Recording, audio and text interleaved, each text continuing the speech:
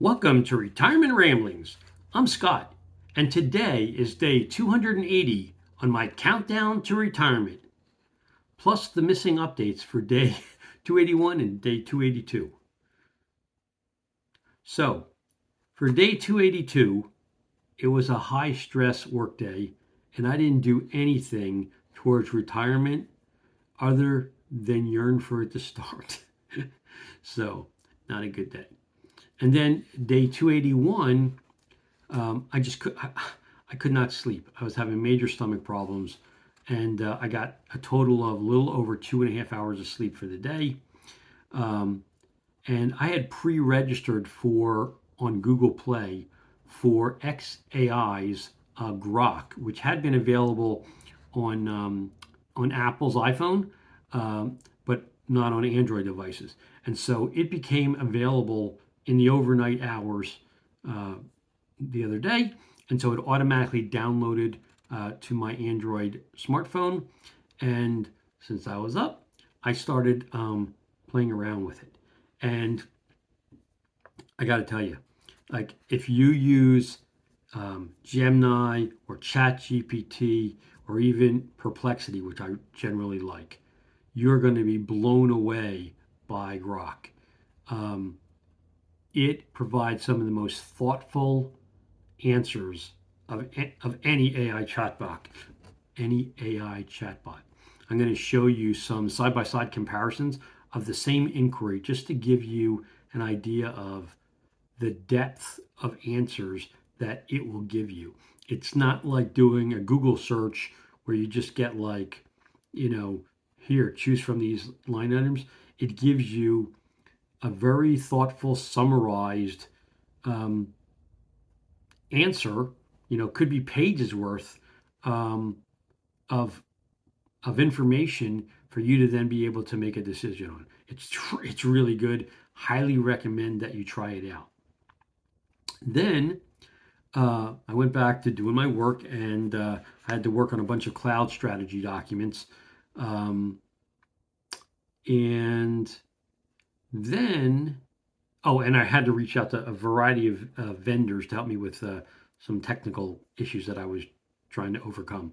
Anyway, then at 11 o'clock, the Treasury auction went off for the 17-week T-bill that I had placed a bid offer on, and turned out that um, the price went down and the yields went up, and so I ended up getting for my mom a 4.318 investment rate, which was up from the prior 17 week, which had gone off at 4.313%. So she was happy, and she'll be, good until the end of July with that particular situation.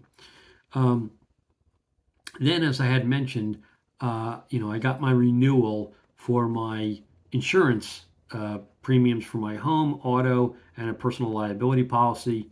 Um, so I reached out to State Farm, who's my current provider, Amica, Travelers, Auto Owners, and Mercury Insurance, and I got responses back from all of them. And then I created an Excel spreadsheet to do a side-by-side analysis of every line item so that I could make sure that I was comparing apples to apples and go back to the various vendors or insurers if I found that they either left something out or it was way out of whack for what I had asked for. So I got it, to be an apples to apples, and then I was really surprised that across all of them, the best savings I could work out was 2.7% versus my current policy. So, and since my current policy had gone up by over 8%, that wasn't that wasn't a very beneficial, and also, you know, not really meaningful for me to be able to swap providers. I mean, I like State Farm in general, so uh, so then I started digging into, well, what could I get rid of, or what could I alter to get my premium down? So I decided that I would get rid of collision on my 2007 truck because if it does get into an accident, like the likelihood of me getting anything for the truck from the collision point of view is probably after depreciation and all that, probably not much. So I'm going to stop paying for that. I also asked them to get rid of. They had accidental death and dismemberment, which I never asked for in the first place. You want to get rid of that. They had a towing pack, yeah, whatever, a roadside assistance towing package, which I already have AAA, so I don't need that. So I want to get rid of that. And these must have been thrown in bundled stuff that I never asked for in the first place. So I'm going to eliminate that.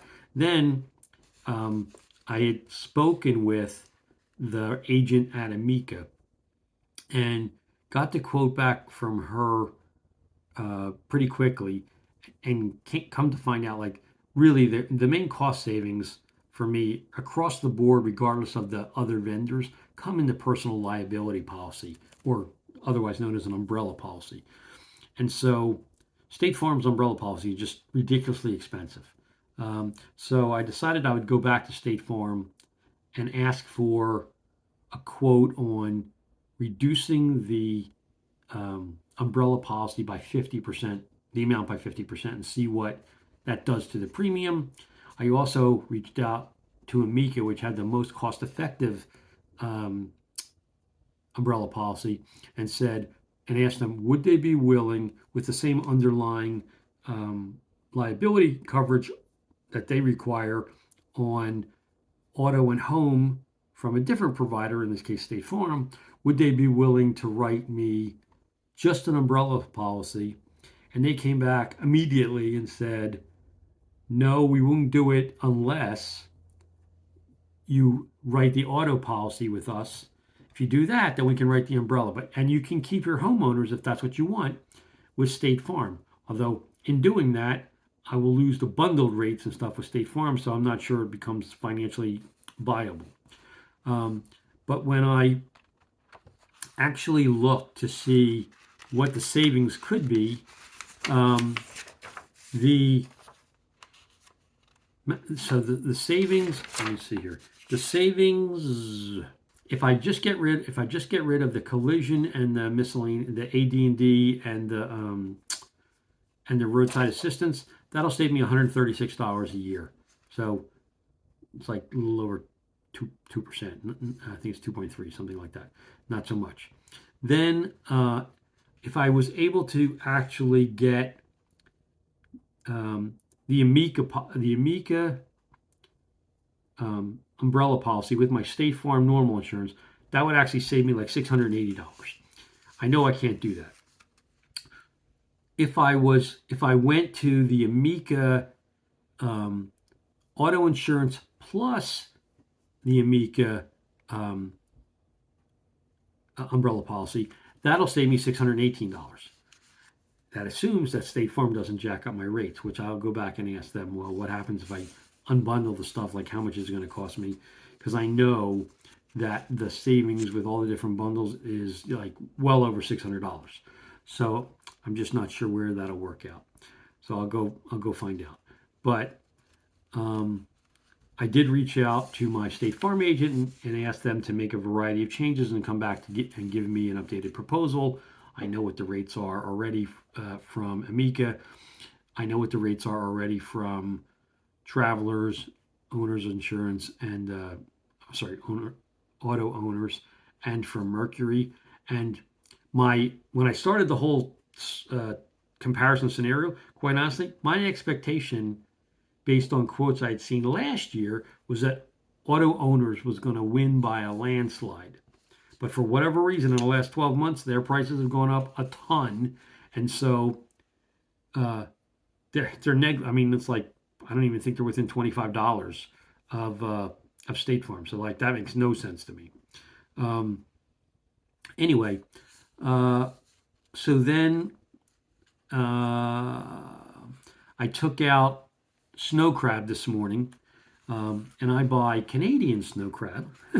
So before the tariffs kick in, I wanted to make sure I got some. So I took out this, even though it's in the same water that Alaskan snow crab come from. I'm going to get to pay 25% more if it's sourced through Canada, potentially. But I took that out, this morning. That's what I plan to have for dinner tonight. Um, and, you know, kind of that's my update for today. I wanted to give you guys an update before I get preoccupied on a bunch of other stuff. I've got a meeting tomorrow at 9 o'clock with our CTO. Hopefully, after that meeting, my level of stress at work will go down because I know our CEO is on vacation next week. So I shouldn't get asked to do a whole lot of things while he's away. So, anyway, that's my update for today and the last 2 days. So if you have any questions or any comments, please leave them in the comment section down below or drop me an email at myretirementramblings@gmail.com. Otherwise, I hope you have a great evening. Take care, and until tomorrow.